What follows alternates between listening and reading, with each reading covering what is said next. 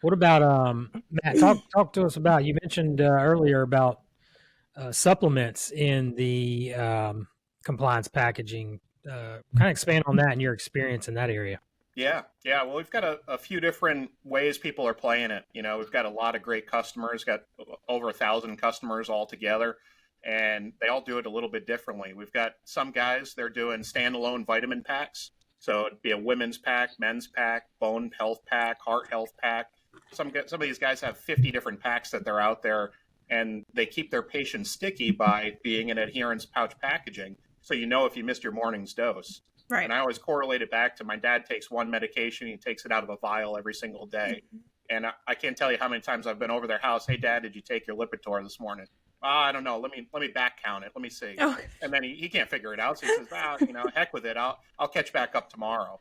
Well, that doesn't happen with pouch packaging. If I go and I see my morning dose is still there at 11 o'clock and I missed it at 8 a.m., I'm going to take it, and get back adherent.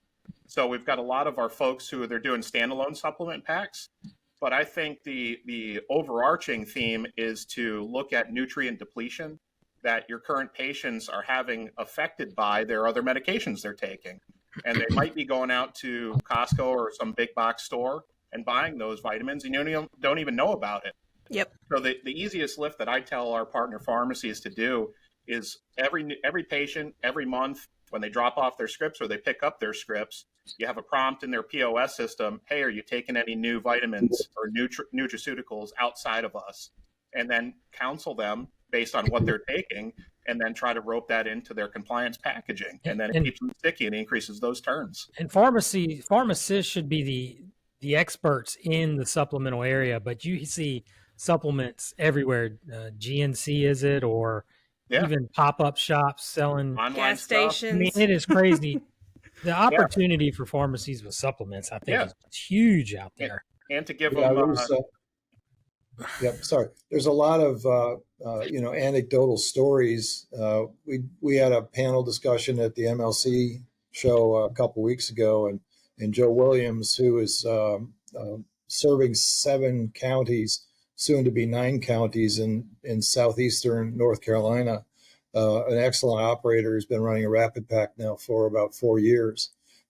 He was reluctant because his patient population is rather low income to sort of recommend, hey, you should be taking this vitamin, you should be taking this nutraceutical, you should be replenishing the depletion that this drug causes, because he didn't think they just couldn't afford it. And recently he's become aware that those very same patients who he's reluctant to talk to are buying one of these on TV ad commercials that some athlete's holding up saying, take this medication and it's going to be a whole different life for you. What if you read the little white print on the bottom of the screen is it's not been verified by, any entity, and we don't claim any results. And people are spending $30, $40, $50 a month on these subscription models. And he's basically now saying, well, let me find out who's doing that, because they're wasting their money.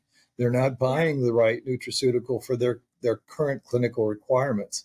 And he's now converted a lot of people over who thank him for that, because they're healthier and they're spending less money and they're taking them correctly.